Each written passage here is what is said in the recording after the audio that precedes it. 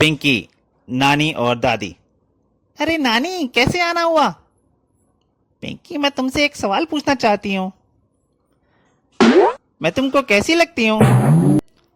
नानी, तुम तो विश्व की सबसे प्यारी महिला हो। सच? ये लो चॉकलेट, खा लेना। धन्यवाद। कहो दादी माँ, कैसी हो? अरे पिंकी, आज जगह आकर तुझे मेरी याद कैसे आ गई? अरे दादी, आप तो विश्व की सबसे प्यारी महिला हो। सच? यह लो 2 रुपया, आइसक्रीम खा लेना। अरे पिंकी, ये क्या? तुमने नानी को विश्व की सबसे प्यारी महिला कह दिया और दादी को भी। अगर ऐसा कहने से चॉकलेट और आइसक्रीम के पैसे में कौन देता है, ऐसा नहीं कहती तो। आजकल के बच्चे पैदा होते ही राजनीति सीख लेते हैं। चंपू और डग्गू। पिंकी बचाओ, डग्गू मुझे मारने आ रहा है। चंपू, वह तुम्हें क्यों मारने आ रहा है? कल मेरी गुलेल का गलती से वह निशाना बन गया, तब से ही मुझे पत्थर लिए मुझे मारने के लिए ढूंढ रहा है। आज उसने फिर मुझे बाजार में देख लिया, गुस्से से पागल होकर मुझे पत्थर मारने दौड़ा। वह मेरे पीछे आ रहा है, मुझे बचाओ। चंपू, इस दीवार के पीछे छिप जाओ, उसे पता नहीं चलेगा। यह ठीक है,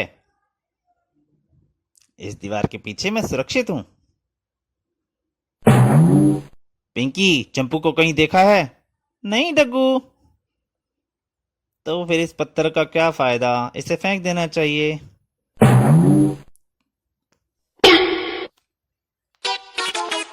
रात की ड्यूटी।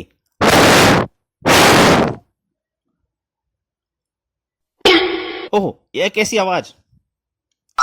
लड़की, तुमने मुझे जगा दिया। दिन में सो रहे थे। हाँ, क्योंकि मैं रात की ड्यूटी देकर आया हूँ।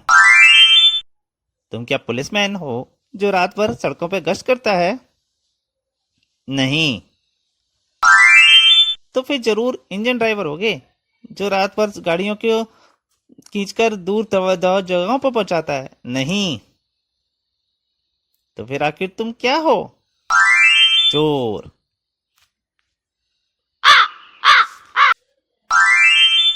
दादाजी की कहानी। दादाजी, एक कहानी सुना दो। मुझे नहीं आती। तो फिर चॉकलेट खरीदने के लिए पैसे दे दो। पैसे नहीं हैं। अरे उसे एक कहानी सुनाकर पीछे छुड़ाओ। लेकिन मुझे कोई कहानी आती हो तब ना। अरे कोई मनगढ़ंत बनाकर ही सुना दो। सुनो, एक थी नन्ही राजकुमारी, बड़ी नटखट, बिल्कुल तुम्हारी तरह। उससे सब परेशान थे। एक बार वह जंगल में भटक गई। बहुत कोशिश करने पर भी उसे घर का रास्ता न मिला। भटकते भटकते जंगल में उसने एक नन्हे राजकुमार को देखा। राजकुमार भी अपनी शैतानी के कारण रास्ता खो बैठा था। दोनों एक जगह बैठकर सोचने लगे। उन्होंने तय किया कि क्यों ना दुनिया के शैतान बच्चों के लिए एक एक नगर बसाया जाए। चुनाचे दोनों ने मिलकर एक ऐसा शहर बनाया जहां शैतान बच्चे आकर रहने लगे। इस नगर का नाम शैतानपुर रखा गया। जहां शैतानी करने की छूट थी, न किसी को रोक टोक का हक था, न किसी को झंझट कुछ भी चीज का। सारा दिन जो जी चाहे करो और मौज उड़ाओ। जब बच्चे खुलकर उधम मचाकर थक जाते, उछल कूद करके तो भूख मिटाने के लिए पेड़ों से फल तोड़ते। शैतान तो थे ही, फलों के लिए छीना झुट्टी होने लगी। तब राजकुमारी ने नियम बनाया कि जो फल तोड़ेगा वही खाने का हकदार।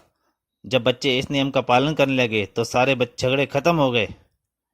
बच्चों को नियम में रहना आ गया और चारों तरफ शांति और खुशहाली हो गई। नगर का नाम बदलकर आदर्शपुर रख दिया गया।